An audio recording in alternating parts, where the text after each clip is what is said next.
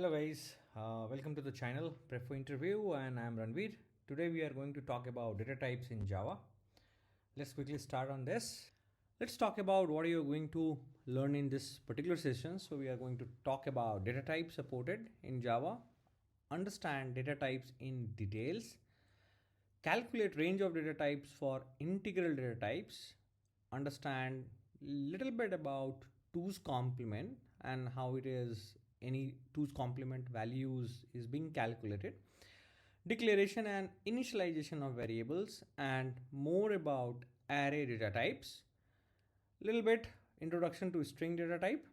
So this is we are going to learn in this. Now let's talk about data types which is supported in Java. So predominantly if you see there are two data types which is supported, primitive data types and reference data types.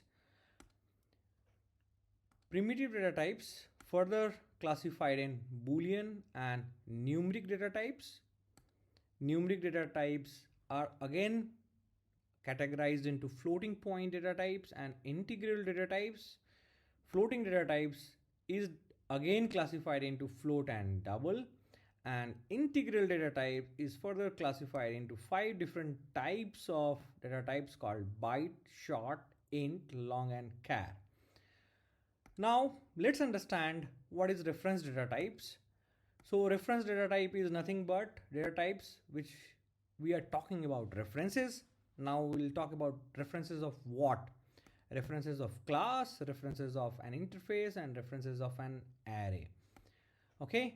Now let's talk about sizes of data types, because you have data types, it have some sizes. So Boolean acquires 1 bit, float is 16-bit IEEE 754 single precision float, and double is 32-bit IEEE 754 double precision float.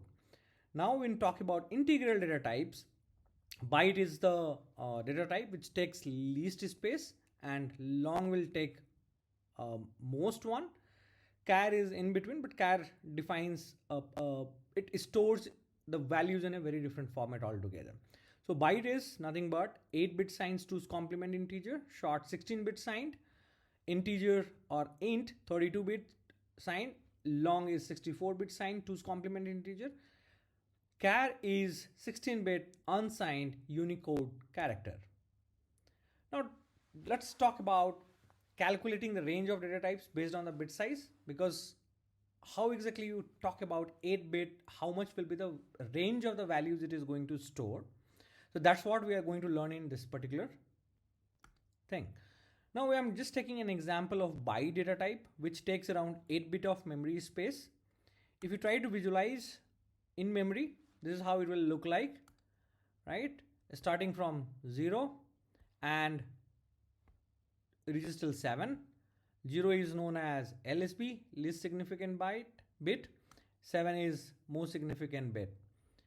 7th, which is MSB, index 7, will be reserved for positive and negative sign. So 0 used for positive number and 1 used for negative number. Now let's talk about what is the maximum range of integer we can store. So as you know, MSB 0 is a positive, so remaining if I fill with 1, that translates to 127. Okay, most negative number, it means if I'm just putting this as a 1 as the MSB and remaining fill as a 0, this is the most negative number, which is the largest negative number which can exist in system.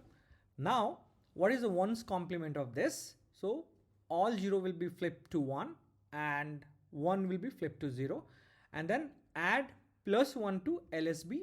This is going to give you the 2's complement of the 1's complement, right? And this is how this number will be derived, and this becomes a number minus 128. So hence the range of byte becomes minus 128 to plus 127, which is in range of in terms of 2 to the power, we are talking about minus 2 to the power 7 to 2 to the power 7 minus 1. 16-bit range is equal to minus 2 to the power 15 to 2 to the power 15 minus 1. Generically, if you speak about in terms of power n, this becomes for n-bit range, it becomes minus 2 to the power n minus 1 to 2 to the power n minus 1 minus 1. Okay. Now let's talk about declaring variable in Java. How exactly you are going to declare variable in Java? So data type, variable name, semicolon. This is one way. Second way of data type, variable name, and initializing the value in a same statement.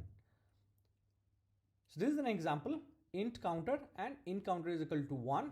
This means that the value has been initialized with 1. Now float rate is equal to 10 to the power 10.5 f. So this is very important to understand why this f has been suffixed over here. By default, the value of any decimal value is in a double format, and if you are going to assign to a float, you have to explicitly mention as f over here, so that this understand that the value which you are going to assign is a float, otherwise you are going to get a compilation error. Right? We'll talk about more in detail about the typecasting and all, because the reason is double becomes a bigger dimension. It cannot be stored in a float. Pretty simple. Now we talk about long. Counter is equal to 1, and I am again putting L. It simply means that the number which you are putting over here for initialization, if you are not suffixing L over here, it means that this is going to be default value in a int. So I am just mentioning and telling compiler that hey, this value is not int, this is L. You can go and try this in example, assigning this value to counter without suffixing L, and you will see what exactly you are going to get. This is not going to work, and you will start getting an compilation error. Now let's talk about basic rules to name Java variable. There are 3 different rules which you have to follow when you are naming any Java variable. First is name cannot start with number. Second is you can only start with letters, underscore and $sign. And reserved keywords cannot be used to name any variable. There are 53 reserved keywords in Java, which includes class, int, boolean, volatile, and there are multiple more, right? So this cannot be used as reserved any variable name. Now let's take some few example. Int class is equal to 0. This is not going to work because it violates the rule number 3, because class is a reserved keyword. We'll talk about int counter is equal to 0. This is going to work. This is perfectly fine. Int underscore class is equal to 0. This is also perfectly fine because this is starting with underscore. Now int 1 counter is equal to 0. This is violating the rule number 1. Any variable cannot start with number, right? Now int $class is equal to 0. This is perfectly fine. Now talk about declaring reference variable. As we were talking about primitive data type, reference variable is also known as non-primitive variables, data types, right? So data type, variable name, similar to what we have understood in primitive data types, and data type variable name is equal to initialization or instantiating an object. Hello world, good example. This is a class, this is the name of the variable, semicolon, pretty much simple. And then second way is you are initializing this reference variable, right? So new keyword is used to create a new object of a class. Now what happens with this? This is very important to understand. When you put this statement, it goes and reserve a memory in heap memory, create this object over here, and it stored the references over in this, and it assigned this reference back to hello world. It means the memory of this object has been created in heap and the address is stored in hello world. Now talk about declaring array in Java. But before we talk about declaring the array, we have to understand what array is. So array is used to store multiple values in single variables. In the most of the cases, let's assume that if you have a counter over here in an int, right? So far we understand that it is stored only one value. Now if I want to store 0, 2, 3, 4, can you go and store this in int counter?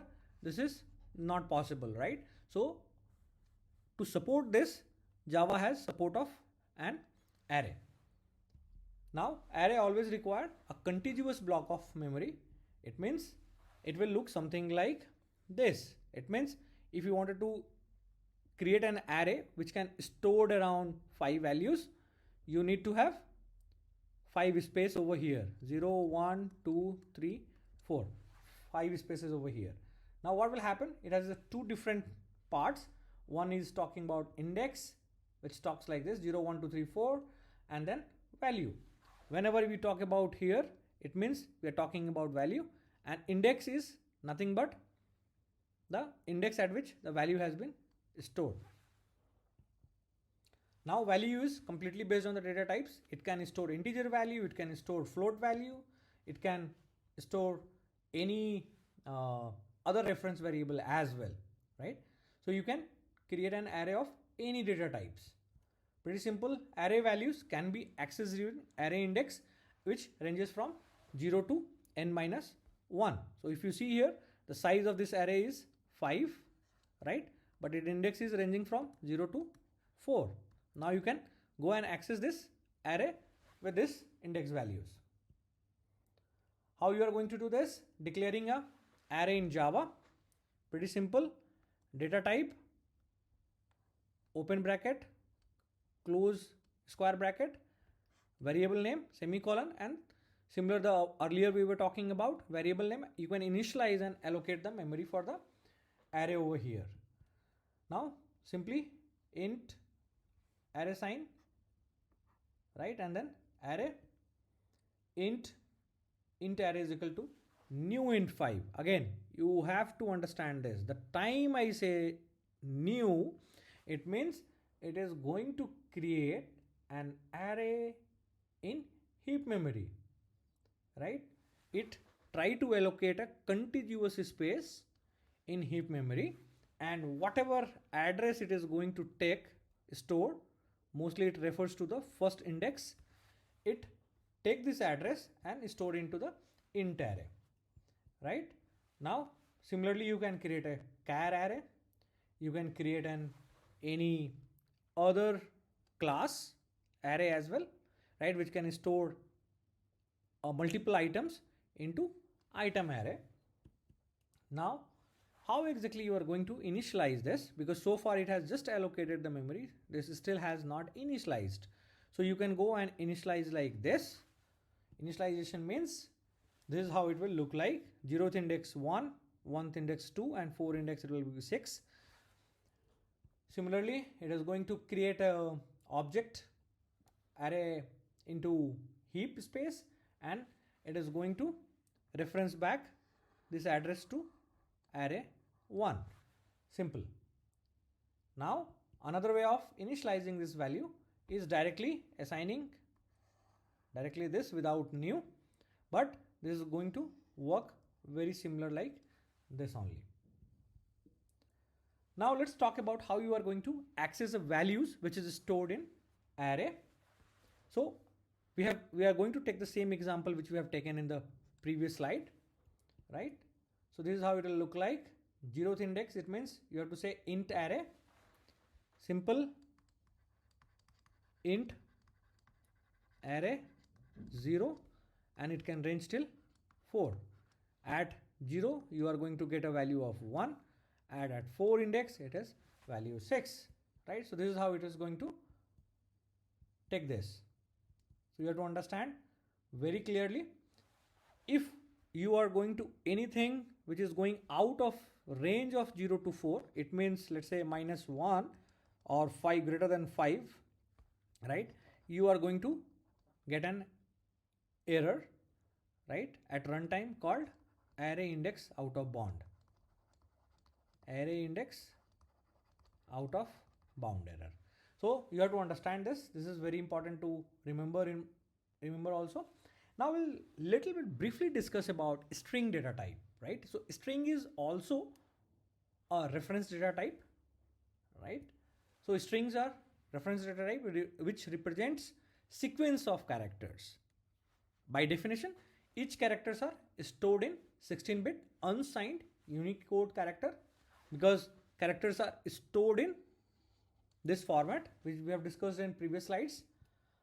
Now, if I want to store hello, right, this is how it is going to stored in a string. Internally, it is using char array, right? Internally, it is using char array.